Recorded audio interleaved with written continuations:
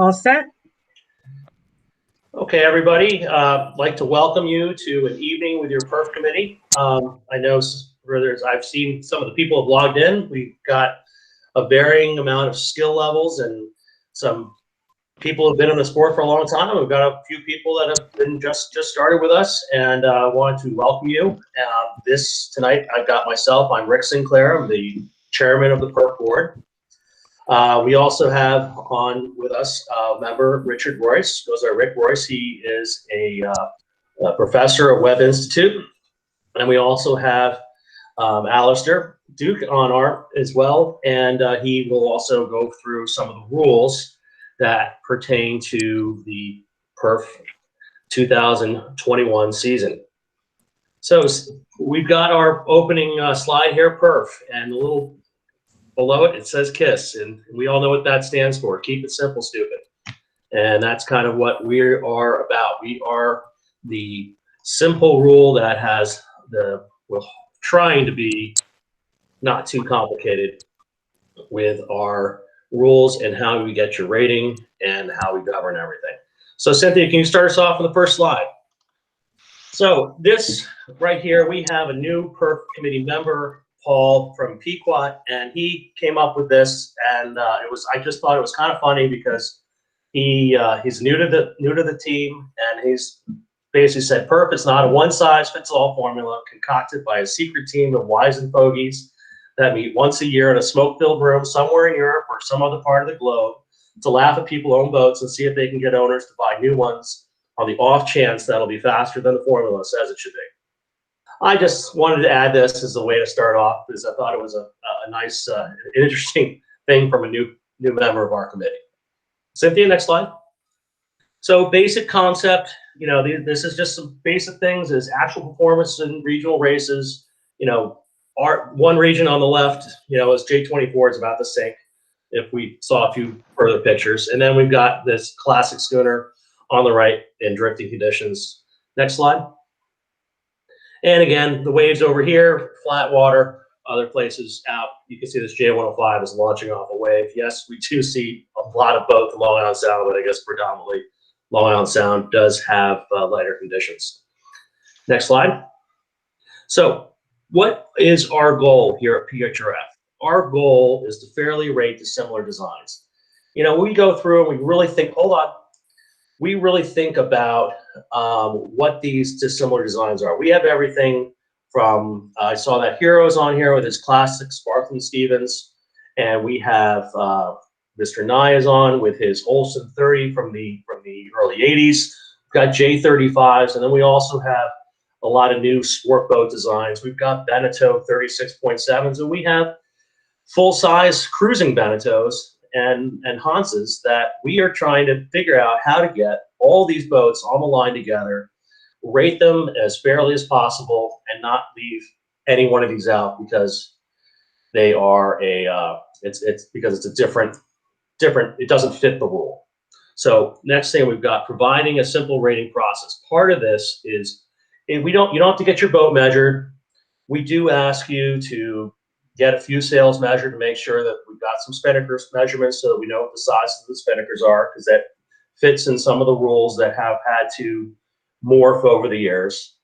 Also, in terms of getting those design measurements, you can go to some different websites and pick up those numbers, but we try to keep it pretty simple. You don't need to get your boat weighed. You don't need to pay a special measure to come down. And we don't need to go through a big rigmarole in order to get your rating. Cynthia? So next thing is we do not type form certain boats and designs. So over the years, we've had rating rules from CCA to IOR, moved over to IMS, we've gone through IRC, and the latest one now is ORC. And time again, these measurement rating rules provide so there's certain boats that fit the rule, and there's other boats that just get left behind. We're in the business of not leaving boats behind. We want everyone to come out and race, even if your boat happens to not be the best current rating rule that's out there right now.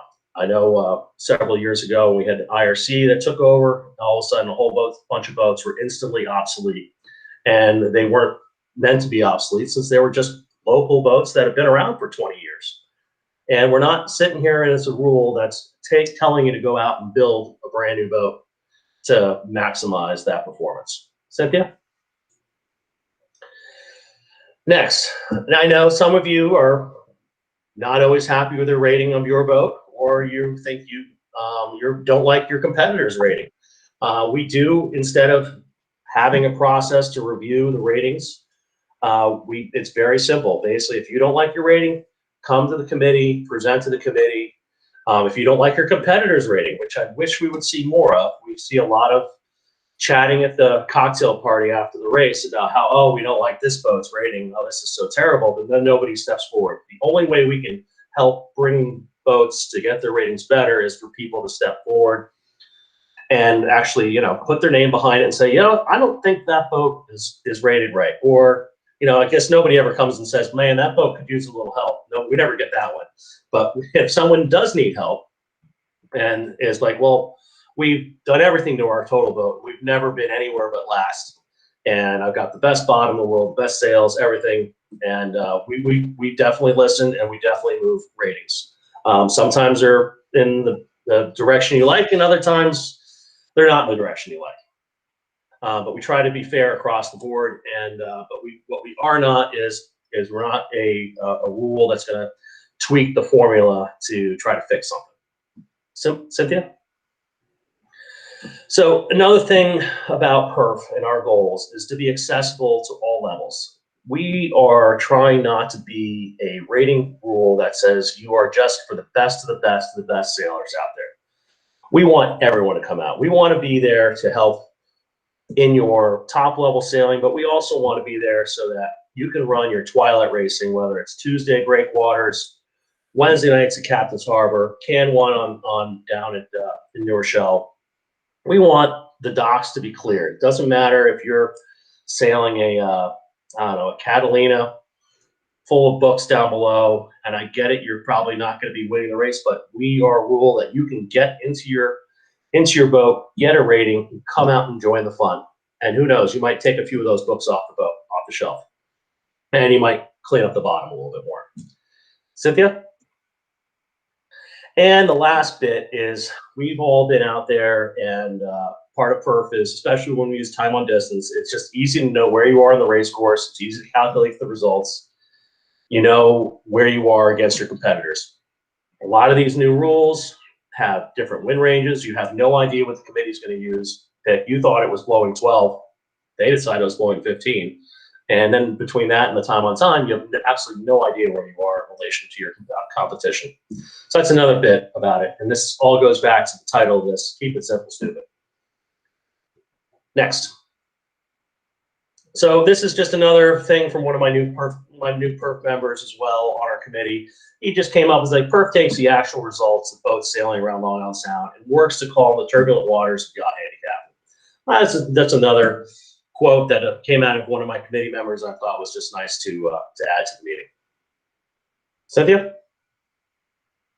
So basic assumptions. Everyone's always like, oh, my rating's not the way I like it and all that. But one of the things we do talk about what are our average local conditions. We are rating for around 12 knots, which is average for us. Now, that doesn't mean that it's going to be lighter on some days, and there's going to be those boats that are going to really great in light air, and then it's going to be blowing for this regatta, and those heavy air boats are going to crush it. We do expect everyone to have a good, clean bottom that is also race prepped, so it's nice and fair. We assume, and every ratings assume good sails, good crew, good skipper, and because we're not out here to golf handicap boats. That's one thing we're not doing. So you might be in your local domain and be like, wow, I just cannot beat that, I don't know, that J boat. We have a lot of J boats in Long Island Sound, and I think their ratings out of whack. Meanwhile, they might be a whole other boat somewhere else that is completely the opposite, and we take all that into account when we're looking at ratings. It's not just, a lot of people come to us and the only thing they look at is their Twilight series. We've got a lot of different regattas. I know a lot of this is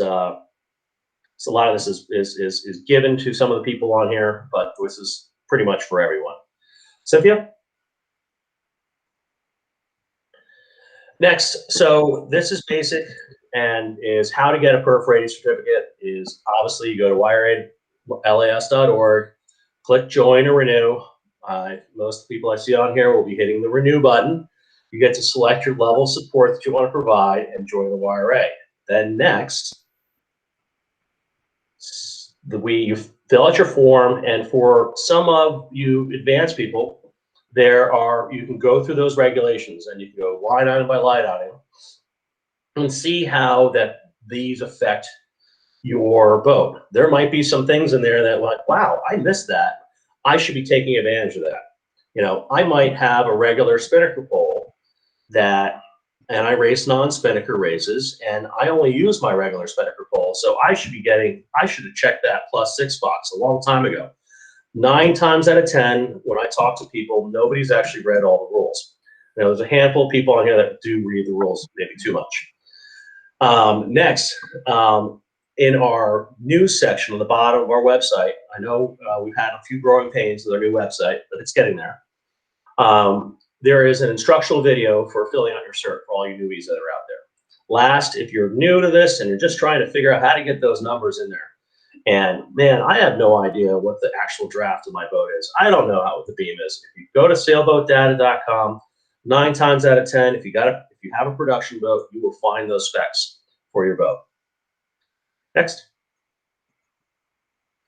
So that's the end. From here, we're going to move into, that was just a brief overview of what we have. The next bit, Alistair from our committee is going to take over, and he's going to run through the PHRF regulations, and he's going to highlight some of the changes, because I know we try not to change them all the time, but we do have to update certain things as boats change over time, designs change, our wonderful sailmakers come out with new tricks and lovely sails that we need to try to incorporate, but we also try to move forward with the future. We don't want to stay behind and not rate the new style of sails and sailboats. So, Alistair, I'm going to flip out of here and let you take over. Can you hear me? Yes. Excellent. Louder, all right, please. So as thank you, Rick, for the introduction. And as you said, we know that there are some of you on the call tonight who have pored over these regulations. You know where every carriage return and every period is. You've studied the language. You know where we say may. You know where we say shall, etc., etc. The next 10 minutes isn't for you. The next 10 minutes is for those of you on the call who know you've never read this document. It's a 17-page document. Yes, it might be a little bit intimidating, but there's about 6 pages in the middle that we're going to spend the most time on. We're only going to spend 10 minutes. But hopefully in the course of the next 10 minutes, we can open up and demystify elements of this document. So without further ado, so the first section here is very much just what Rick has been describing. So if we scroll through these first pages reasonably quickly, Cynthia, this next section here is the administration. This talks about the PHRF Committee, it talks about the technical committee and the executive committee and the roles that those organizations have in the administration of the rule. It also talks a little bit in here about appeals and hearings and you know, what happens when you have to actually invoke and call on numerous committees. It doesn't need to be read, I don't think, at a first reading, certainly not for somebody who's not who's doing this for the first or an early time. As we get on to page 3, then we get into the PHRF procedures. This is where it talks about applying for your rating, how the committee goes about establishing ratings, and it talks and it moves into the rating review process as the next section, which is how you go about appealing your rating. We get a lot of people reaching out saying, "What's the process?" There's a couple of paragraphs there that describe a suitable way to bring an appeal to the committee, the types of information we're looking for, the types of things we consider when we're evaluating the equity of a certain boat's rating. Now, the next section is the owner's obligation to disclose. This is an important one that I think worth spending just a few more seconds on. We expect that you understand your boat better than anybody. We imagine when you bought that boat, you looked at several, probably several that were similar, and you know and you're familiar with the differences between them. We expect you to know when, where you've made changes, and we expect you to declare them, and we expect you to have a reasonable idea of where a former owner might have made changes to a standard boat. And so while there's a list of modifications here that are listed, things that do and which don't need to be reported, if in doubt, talk to us. But yes, if the boat has been modified, if you've changed the boat, if you've removed interior, replaced interior, if it's got a new mast, if you've done any work under the water to make the boat draw less or weigh more or less or those sorts of things, we talk to us and we'll help you through this. We'll help you through this part of the through the rule. So the next section is where it really starts to get into the meat of this document, the PHRF regulations. But even now, there's a fairly, it's a heavyweight introduction. Talks about what we expect as a standard and a base rating for a boat. Perhaps a little bit dated here, the rule, right? So you see this first paragraph here talks about we're anticipating a standard rig dimension with an overlapping genoa. 150% overlapping genoa was very common in IOR days, and it's far less common today to buy a boat with a 150% genoa, certainly a racing boat. So elements of this, you need to read the assumptions to understand the rest of the document. That's what part of this section of the document covers. And a little bit further down, it talks about the types of ratings that we issue. Spinnaker, non-spinnaker, hopefully fairly self-explanatory. The distance rating is a misunderstood one. We quote here, you can see in the type there that in the distance rating, we're quoting races like the Block Island race, the Vineyard race, the Around Long Island race. And we've got some feedback recently, actually, that this perhaps suggests to organising authorities that really only applies on long distance races. It really doesn't. That rating should apply on even shorter race courses where you're sailing triangles or bay races around government marks, really where you're not doing drop mark windward leeward racing. So that's something we'll probably look to change for next year, the language and the guidance for organising authorities there, but that's the intent. And finally there, we've got the double-handed rating. Now it's red there because it's changed this year. We've changed some of the language here. Specifically in 2020 or 2019, if you were going to sail double-handed, you needed a separate certificate. Now that separate certificate allows you to set the boat up quite differently. You can have different sized genoas. You can use roller furling or not use roller furling. You can configure a whole different boat. But what we said for this year going forward, hopefully to simplify things for both the members and for the organising authorities, is only if you want to change the configuration do you need one of those. So your crewed certificate is valid for double-handed rating, obviously with the anticipation that you're only going to turn up with 2 people sailing it.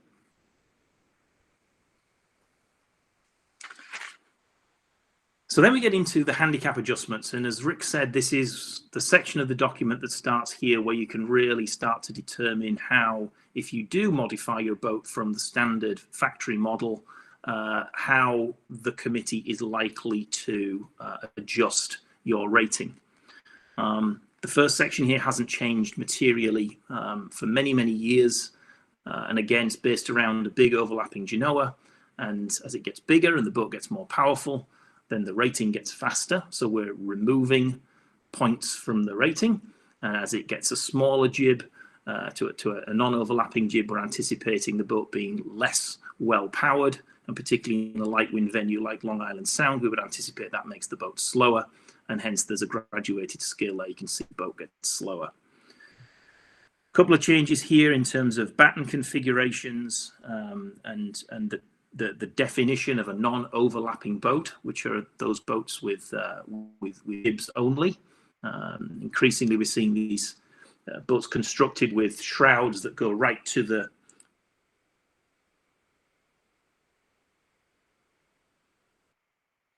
set and overlapping, but with various geometries of rig and things. We needed a definition in there. But the one above that about self-tacking jibs is the sort of thing we're encouraging owners to talk to us about.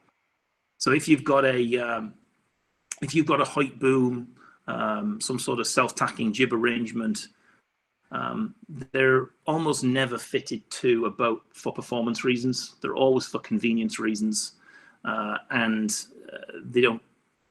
I don't think in normal circumstances they make the boat faster. They make the boat slower. So talk to us, and there's a reasonable chance if you've got modifications or options like that on your boat that aren't standard, you're likely to have a reasonable reception. The whisker pole is the example Rick mentioned a few minutes ago. The roller furling is another fairly common credit that we see lots of boats taking for boats that are using roller furling. Although, again, note this didn't change this year, but it changed a few years ago. All sails that you use, all the head sails that you use that aren't storm or heavy weather sails, at least, need to use the roller furling system. So it's no longer just the largest. If you claim that credit, you also need your number 2 or your number 3 to also fit and function on the roller furling system. Moving into the spinnaker section then. Again, this is a section that hasn't changed very much, particularly the symmetric section here, which goes through this page and onto the next one. Yeah, not many boats today built from the factory that come with a symmetric spinnaker as standard, and we're seeing much more of the asymmetric spinnakers as a standard offering on boats. We'll get to the bowsprits in a second, but as you get down this section, you'll see here we get to the special reaching sails. This has been a particular development of the last few years of the rule, and some of the definitions here have changed, again, based on some feedback that we got from people who were experimenting in this area. We've modified that free-flying headsail adjustment for this year. The sail that we defined, I think, in 2020 was a rather obscure sail. Didn't for a very pretty or effective. It wasn't a very effective box that we drew for people to build a sail within. So we've modified that, and we've incorporated here the ability for people to put battens in these sails, which again was feedback that we were hearing from owners and sail makers. And then there's a couple of special cases that I don't think really apply to the majority, so we'll move through those and people can come back and read those if they wish. But then we get to this, what we call the sprit table. This is a key piece of information that I think people do need to look at if they're considering doing the bowsprit conversion, or if they're buying a boat or considering asymmetric sails. You know, this is really where you can determine the length of the sprit. Now, Rick Royce, who's on the call, will talk shortly, and any experienced design or sail designer in this space will tell you that longer bowsprits, the more separation you can get between the rig and the sail, they make the sail more effective. They make the boat faster, and so what this table does is it reflects that. So the longer the bowsprit, the more negative adjustment that the committee will apply to that rating, and the shorter the bowsprit, the inverse of that, to the point that 108% of J, which is essentially the end of any anchor roller that might project in front of the bow, the forestay, is essentially the limit of that table. And anybody who's sailing asymmetrics without a sprit at all is likely to receive a credit on the rating based on a standard boat. So again, the purpose of this bit of the talk isn't really to go into particular specifics. This is around familiarizing people with the document. The next section talks about the mast. We then talk about propulsion. So if you've got a different Propeller configuration, again, there's a section in the document here that you need to read, be familiar. The retractable drive systems that are becoming more common are covered. We just ask that they be declared. We don't have a standard adjustment for those yet. Then we've got the crew weight section, which is applicable to only 2 or 3 events a year, I think, based on organising authorities' appetite for enforcing and policing those. And then finally, well, not finally, but next we've got the ballast and foils, so canting keels. Increasingly popular is water ballast. That's covered in this section. And while we haven't yet had our first foiling boat through the system, I don't think, it can only be a matter of months before we're asked to rate our first boats with movable lifting foils. Section G talks about manual power. Powered winches and things do need to be declared. If they're just for halyards and things like that, chances are it's not likely to be something that's going to attract an adjustment. But if you've got powered winches for trimming, that's potentially a different discussion. And then, and again, it's just about declaration and people understanding what needs to be documented. So then we get into the other regulations, and again, we're now into the rest of this document. So we're through those core 5 or 6 pages that I described, which were the core ones. In the other regulations, we talk about all sorts of things like how often you can change your certificate. There are, on the next page, there's some stuff about maximum sail sizes. There are some specific things about non-spinnaker sailing and what sails you're allowed to use and not allowed to use in non-spinnaker sailing, which are perhaps relevant to lots of people who only sail Wednesday nights and things like that. But particularly here, again, we've got the whisker pole mentioned as a particular item, which again is captured on the rating, but there's an adjustment there which Rick mentioned earlier, and that's the section of the rule right there on the screen that covers what is and isn't eligible for a whisker pole credit.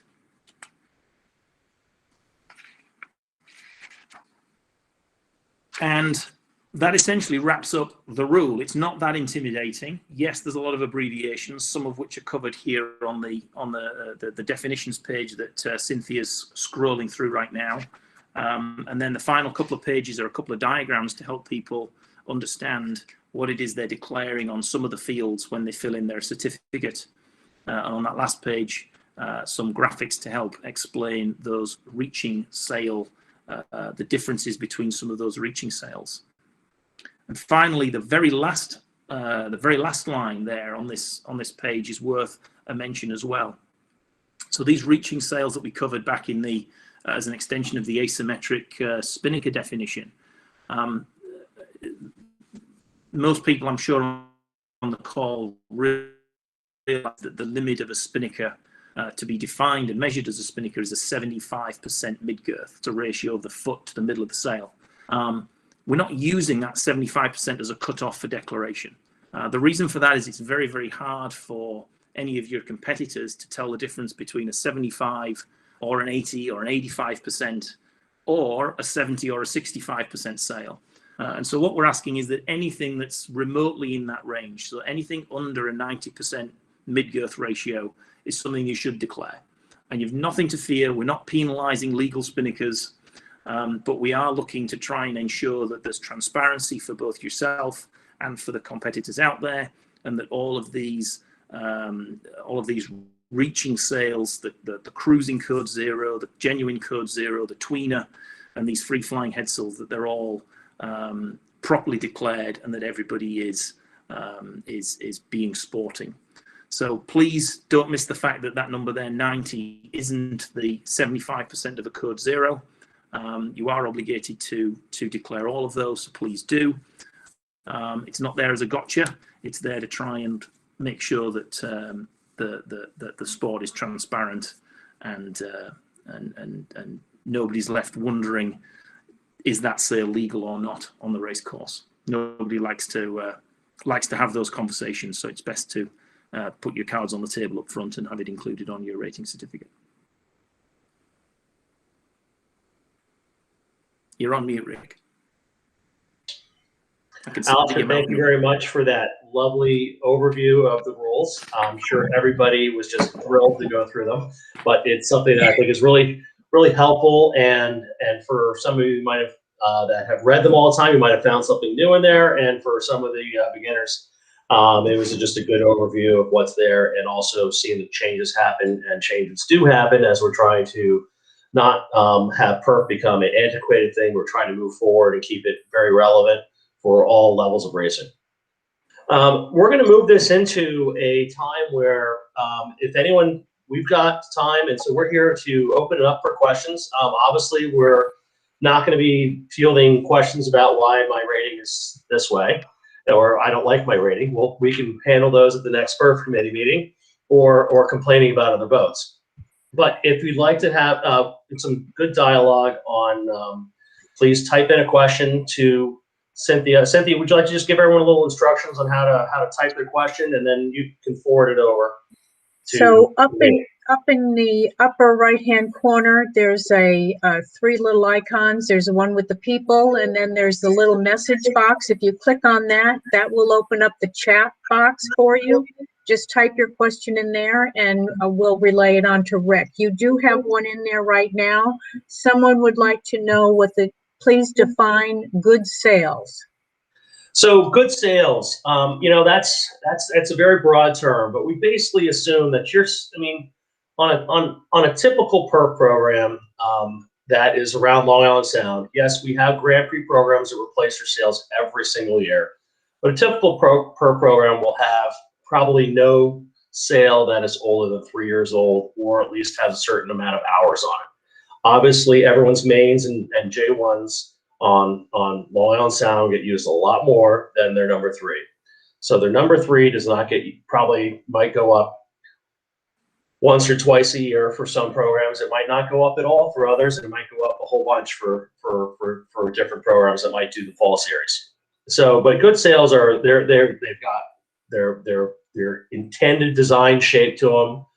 There's no delamination for laminate sales. I will say, you know, Dacron sales they're perfectly serviceable, but they're not racing sales, and we don't get credit for what I know some venues do a white sale credit.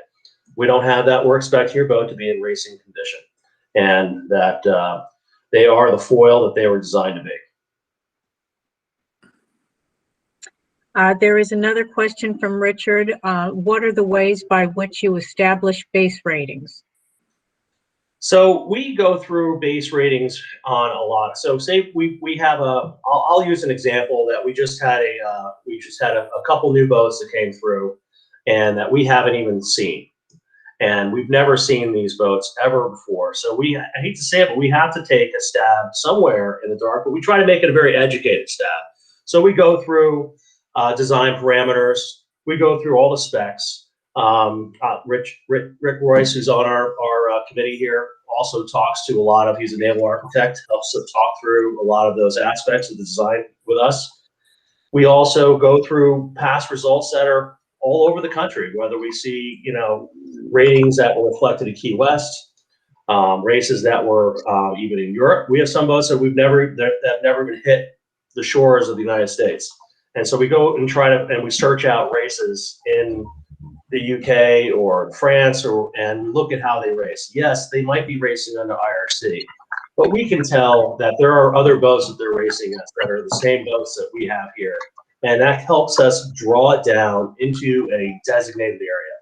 I will say we are usually between that, we're usually within, we usually get it within 6 seconds to start out. Occasionally we have a few that are off, but they get corrected pretty quickly, whether they're moved up or moved down.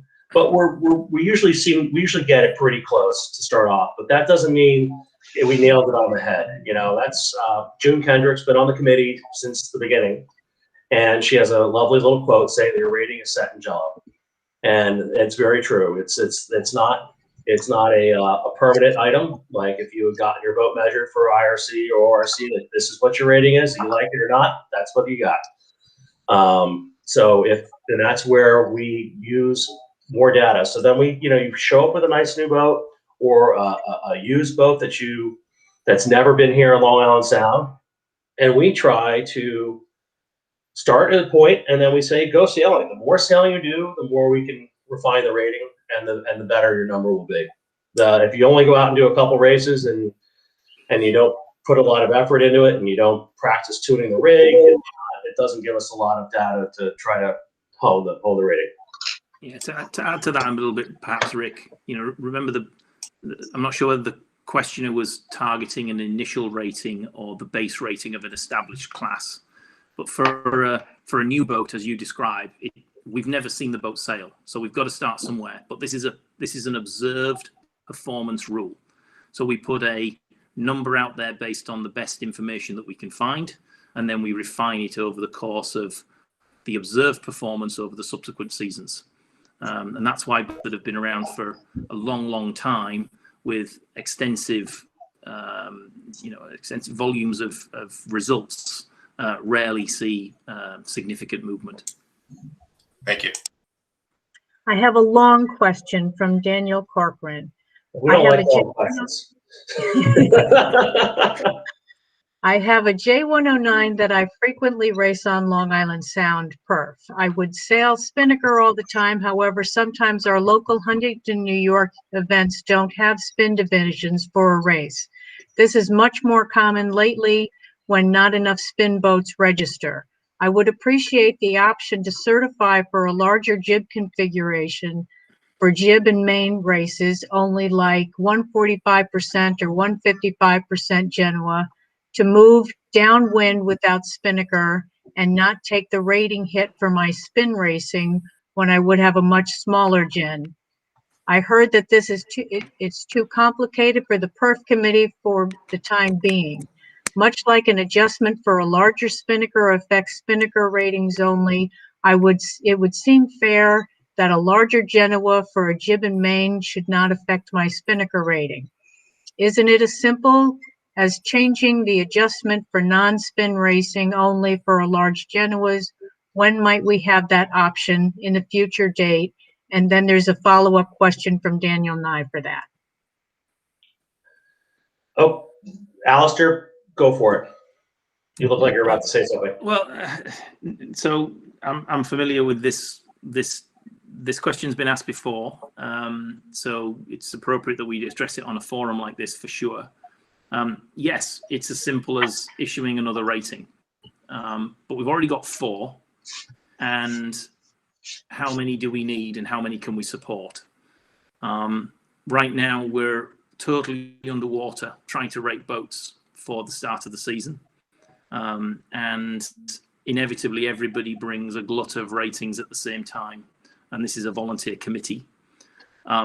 So there's a limit to what we can do. Yes, in theory, it's as simple as just putting another rating out there. But, do the OAs want it? Do the competitors want it in volume? Or unfortunately, is there a minority who prefer, or is there a minority of members out there who would prefer the ability to further refine over the additional complexity that it adds for race organizers and for other competitors? And ultimately, that's something the YRA needs to take a position on. I think the committee could do it with some planning, but it's not to be sniffed at, right? It's another rating for every boat out there, just like the double-handed rating is another rating for all the boats out there. So it's not an insignificant burden. And I'll add to that as well. We've gone through this and we've discussed it at nauseum, and it's not just adding another certificate. It's also now we're opening up the door that, well, I don't think my boat races. We don't rate. Everyone on Long Island Sound has the same, with a few exceptions of boats that take penalties for spinnakers and whatnot, has the same rating in non-spinnaker as they have in spinnaker. We do not try to quantify how a boat sails in a non-spinnaker race compared to how it sails in a spinnaker race. And now that we're all going to have a different configuration, we then open up the next round of questions. Well, my boat in non-spinnaker isn't quite as fast as it is in the spinnaker configuration. So I think I need an extra bit of time, even though I got the bigger sail and I did this. And it's a slope that we open, and then all of a sudden, you think it's just simple as just having a different rating, but it really turns into a whole bunch of other pieces to the pie, which a lot of people don't think about, because a lot of times those handful of people, and I'm sure whoever, I don't know who's asking the question, had all the best intentions, but what then happens is that we have people that want to do this, and then all of a sudden they want to tweak this and they want to tweak that. And all of a sudden, well, my boat doesn't quite rate the right way in non-spinnaker. So now we are now quantifying how a boat is sailing in a non-spinnaker configuration. So instead of having one database, we're now going to come up with a whole another database for over 600 boats. And that's another piece of the pie. Is this something that could possibly be taken on sometime in the future? We're not the type of committee that's just going to put our foot down and say no, never. But right now, it just doesn't seem feasible to make this happen. And we have a handful of people that have mentioned this, and it's just, when you go through, you kind of want to. Most of the people who are mentioning this are some of the more serious racers, and we basically say, what's more important to you? Is non-spinnaker more important to you, or is racing out in the bigger races? And we have a lot of people that are part of PHRF that all they do is non-spinnaker, and let them set their boats up for non-spinnaker racing, and that's that. And if you are a guy that goes to AYC or does one design J109 racing, that's your priority. And the amount of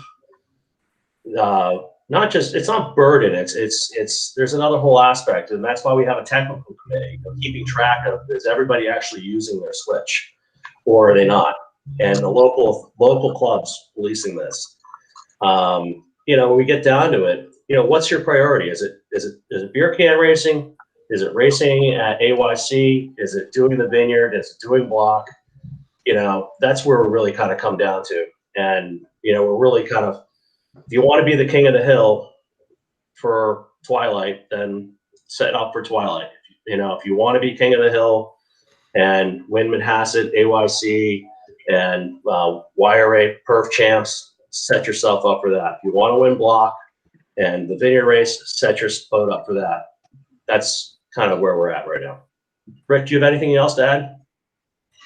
No, I think you've covered it. One of the questions that we also get along these lines is trying to score spinnaker with non-spinnaker, and there are a couple of perf committees around the country that try and do that. But I would suggest that they're taking a stab in the dark and trying to get the difference in performance between these boats with and without spinnaker.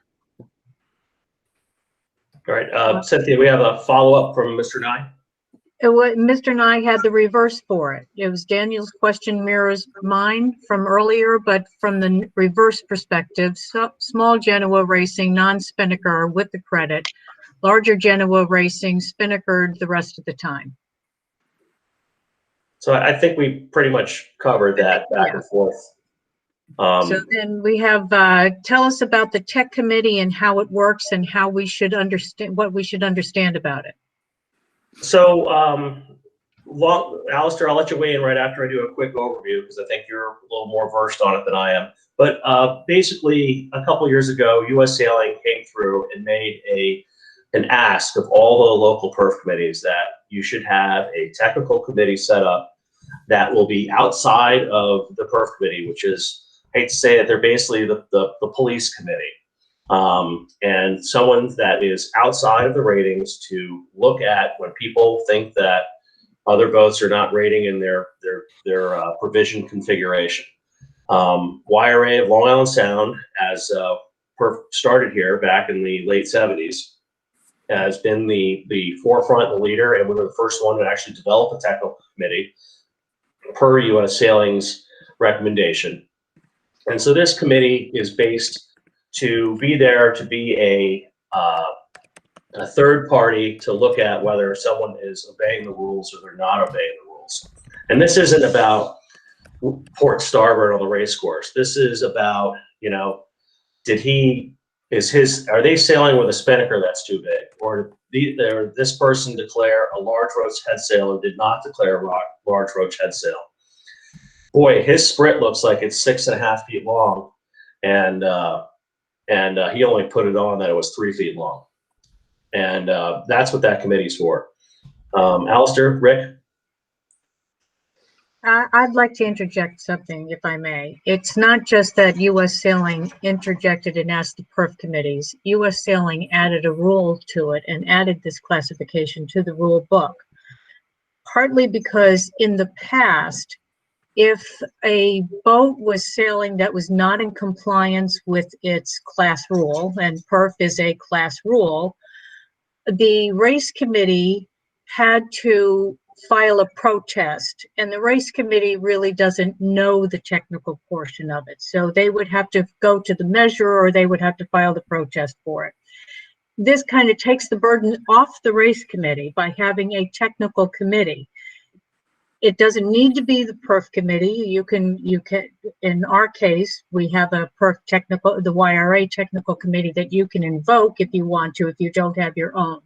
But it's to provide a platform for other boats to be able to protest a boat that is not in compliance with the rule, that can work with the PHRF committee in checking out what that rule is and know it without the race committee going, I don't know, and taking care of it. So that was one of the reasons why the technical committee was added to the rule book.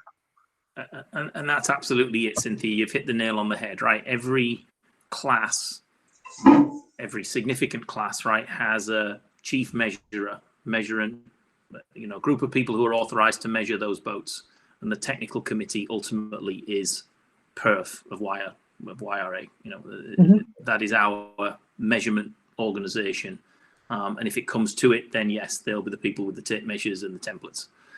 But you know, we hope it doesn't come to that. If everybody is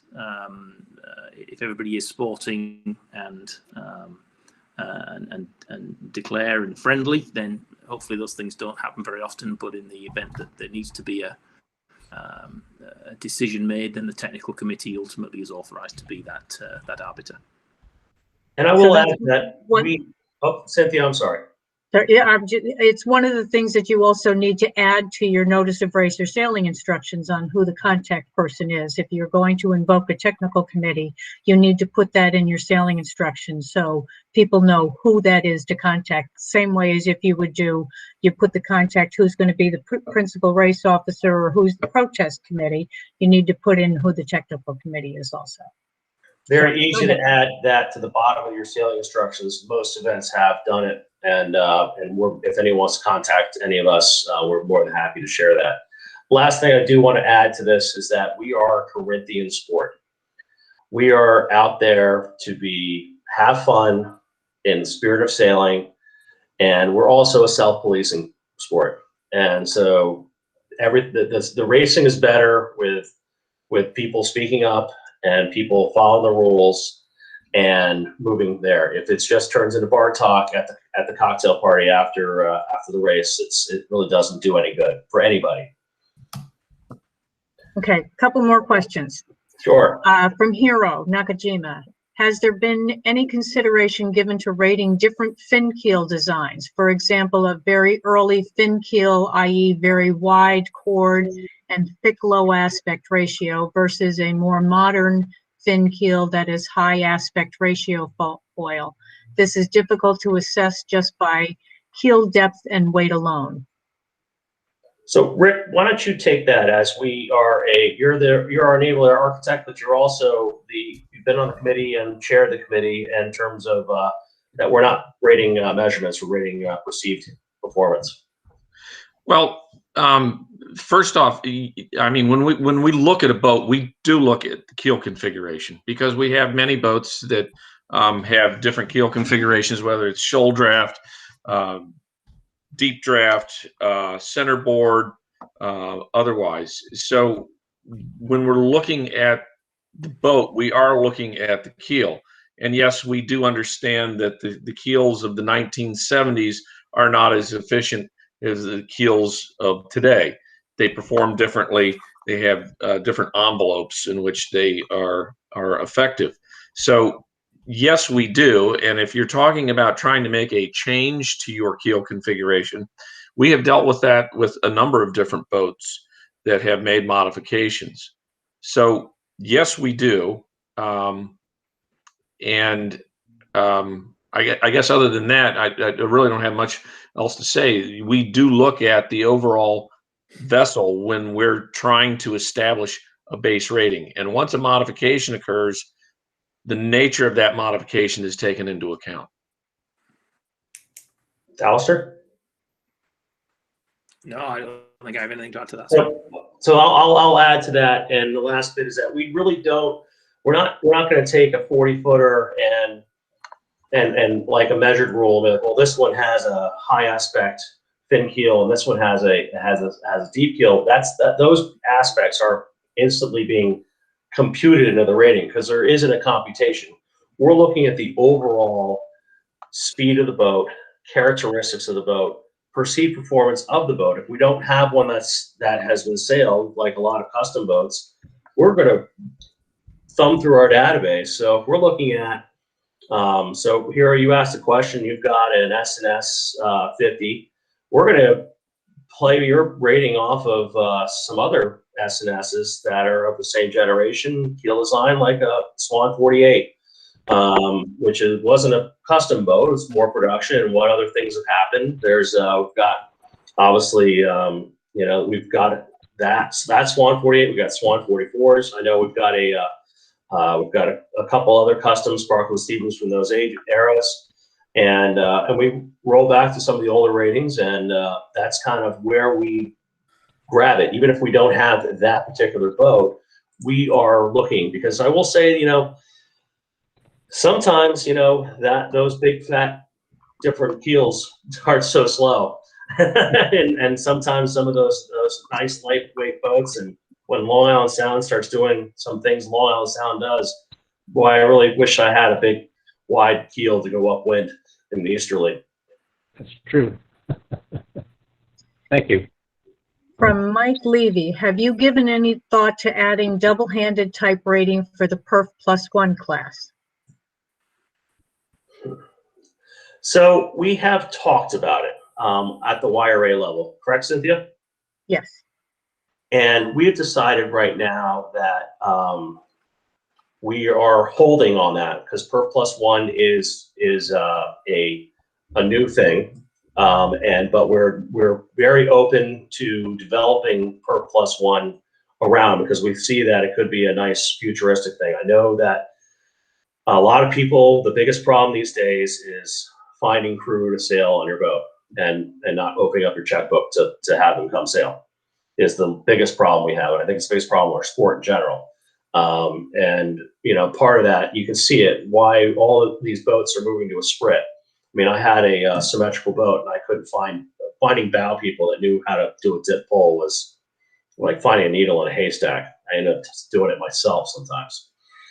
But it's just the amount of sailors that are out there to do these races, and there's so many other things pulling. I mean, my crew's been sailing with me for 20 years, except now they have kids, and lacrosse travel team is in Long Island on Saturday, and they can't show up. So yes, PHRF +1 is definitely on everybody's mind right now, because I think it's a great alternative to getting people out in the water, and we will be trying to keep that going. It's a very new thing. It got really popular last year with COVID, and we are going to keep that in the loop. Okay. When a boat's distance rating differs from its windward-leeward rating, what factors influence that determination? So on an overall with that, in general, you can go through the entire list, including our sprit table. And if you have a sprit boat, those sprit boats have asymmetrical kites, and those asymmetrical kites are much more efficient and reach up and down Long Island Sound very, very well. Predominant races on Long Island Sound, say Stratford Shoals, Block Island, Vineyards, have a very large amount of reaching. And that is why the distance rating is 6 seconds a mile faster on all sprint boats, whether it's on the table, built into your rating. It's there. Other pieces, though, certain boats, we do have a handful of very large vessels that are heavy, some big cruisers. I know and they, on a distance race, they get going, they stretch their legs, they're very fast. You try to put them around a windward leeward course on a 1.5 mile leg and they're 50 feet, they weigh, 40,000 pounds. Good luck. So we try to adjust their windward leeward rating accordingly. We don't have a lot of those that have that case, but that's where the distance rating has really formed to try to, we from the presentation, we're not trying to leave any boats behind. So the new rules have basically left a lot of symmetrical boats a mile down behind. We're trying to keep those boats relevant. We're trying to tell you that you don't have to sell your boat to still keep racing. If you've got an old boat with a symmetrical spinnaker and you want to keep doing it, we want you to keep coming out and we want you to keep being relevant and competitive. And we've started to certain ones, actually some of the older displacement ones, we have adjusted their ratings up over the years. I know we actually just moved the Ferris 33 rating up 3 seconds for that exact reason. So Jonathan had a follow-up to that same question, but you did address it for the symmetrical spinnaker boats, distance versus windward leeward, besides the displacement factor. So it's really just looking at the boats. I mean, 95% of it is the sprint boat, and we have a very, if you're not a sprint boat, we have a very, very small handful of boats that have a distance offset. If you're not it's proportionally mostly for sprint boats. Okay. It's got to be really good. It's got to be a really phenomenal case for a symmetrical boat. I think it's worth pointing out that the questioner asked about the differences between a windward leeward and a distance rating.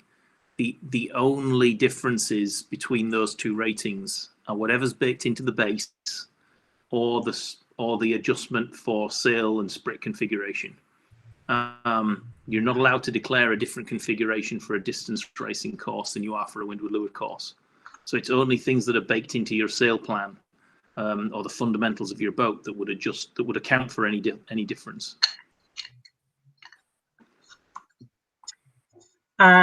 Question from Daniel again. He likes the new website, but he'd like the presenters, not me. What is your favorite improvement in the PHRF website? Let's not talk about the hiccups we've had along the way.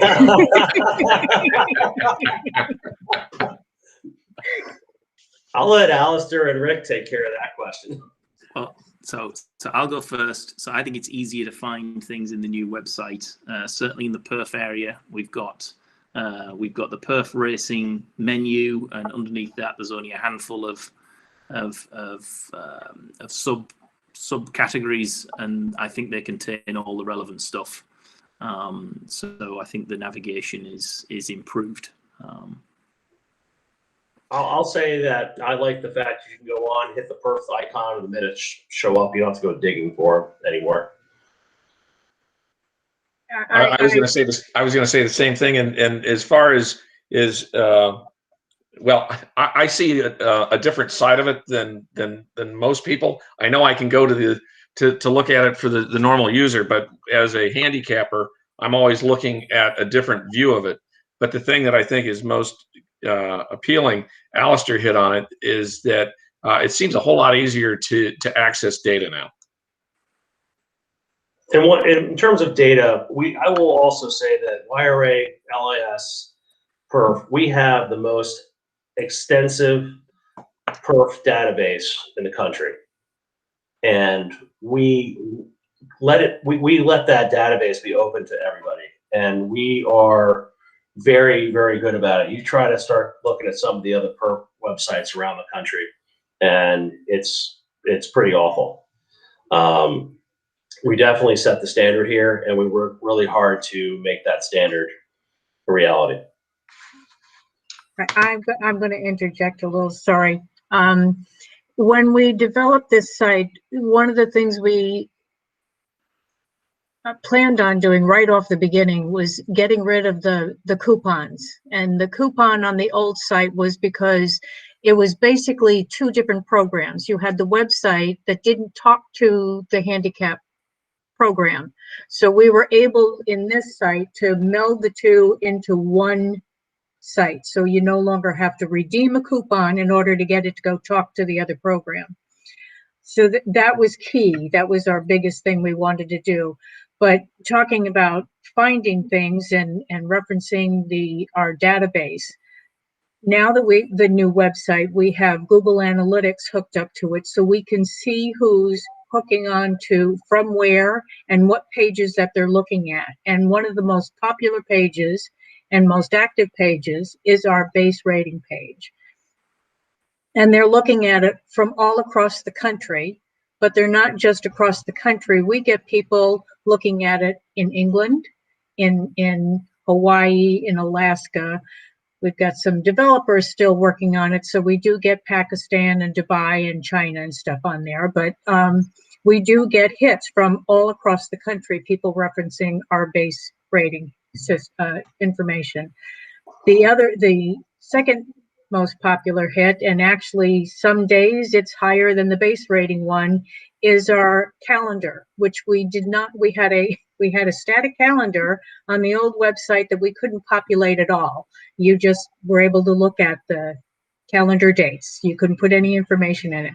The new website's calendar has been very popular in that you can now go to an event, and we're in the process of uploading all the events that are hosted by our member clubs, and they're loading up their ads and stuff. But as they come up, you can link onto that, click on it, and it links you right to the registration or to that club's homepage in order to get more information on it. So we're getting a lot of hits there. That's it. Rick and Alistair and Rick, do you guys have anything else? No, I think I'm always available. Every handicapper. So whoever has their boat, when they do put in for your birth certificate, it'll say your handicapper. They're always available to talk to, and they will try to help you go through anything that you need to do on your rating. And I'll say, for the experienced people that are on this call, please relay that message to the people that are at your club that you were trying to get out on the race course and sail as well. That, we're here, we're available, it's not a daunting task to take on. One thing I do love about a club like Cedar Point, you go up to Cedar Point on a Wednesday night and the whole docks are empty. All the boats are out, all the cruisers, everybody's out. And that's kind of our goal, because all the big races won't have anyone to race in unless we get the smaller groups pushed up and racing, and so throwing that dart against the board, a few people that get the bug and then they'll push it up. And yes, we are a sport that's getting taken over by the key and the engine. And as more and more I look around the fleets around the Sound and the clubs that used to have a 70% ratio to 30% power boats, and it's getting closer to 50-50 these days. And we're here to try to push that along and make it as accessible as possible. So speaking of your being here, we did have another question about, do you need more volunteers? We need volunteers in certain areas. And so, and with that, we are, it's a really big commitment. And also we looking for people to have a lot of back knowledge on boats. It's not just race boats. It's knowing about everything. It's great to be like, yes, I race my J88 every single weekend, and I'm out there racing J88s, but I have no idea what a Ericsson 39 is, or what's the difference between a Block Island 40 and Bermuda 40, and what different configurations was the Bermuda 40 in Mark 1, 2, and 3. Those are some of the things that are not. We don't just rate the top race boats around the sound. We're rating everything. So we're looking for volunteers, but it's definitely a special skill set that we're also looking for. Right. I did see somebody raised a hand, and unfortunately, the icon popped away real quickly, so I couldn't see who it was. Does somebody have a question? I believe that was Doug Davies. Yes, it was. Doug. You want to unmute?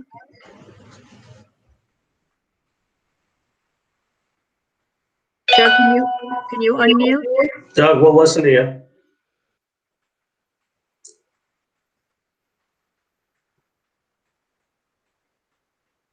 Doug, if you want to say your question, unmute and go for it.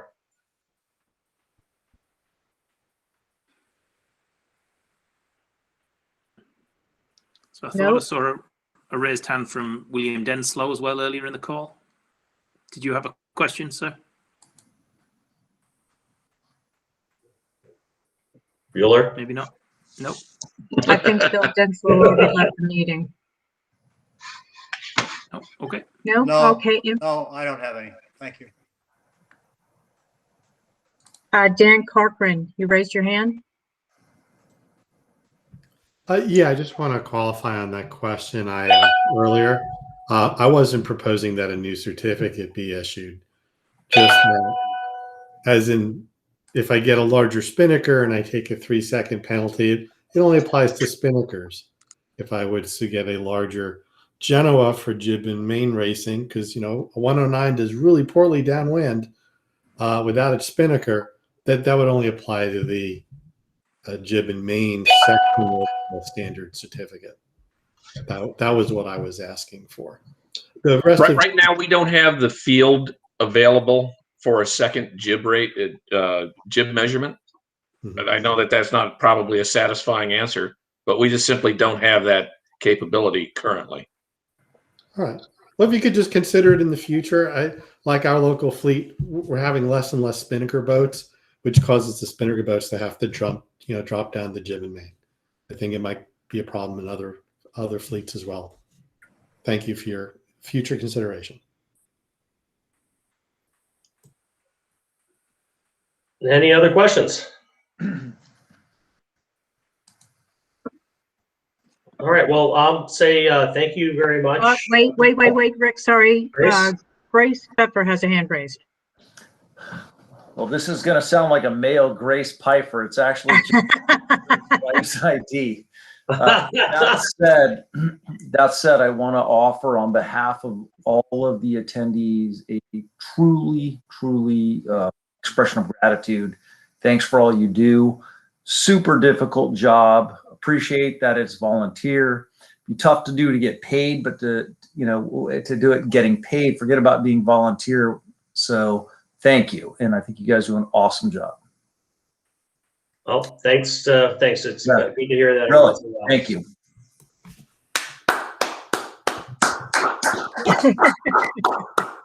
All right. Well, I hope to see everybody out there this season. I know the weather's been kind of crummy, and getting boats together is always difficult when it's cold and rainy out. Unless you're in a nice heated shed. But we'll get everybody going this summer, and COVID is hopefully we're getting vaccines and people feel comfortable stacking the rails again, and we get back to normal here. Amen. And with that, I will let Cynthia finish us out. No, I thank you, Rick and Alistair. Thank you very much for the presentation. And I put in the comment section that if you have any questions, follow-up questions for them, please feel free to email them at perf@yralis.com. And I'm sorry, that's a mistake. It should be yralis.org, not com. And we'll get you your answers. But thank you for attending, everyone, tonight. And guys, thank you for the presentation. Appreciate it. You're welcome. Take care. Thank you. You're welcome. Thanks.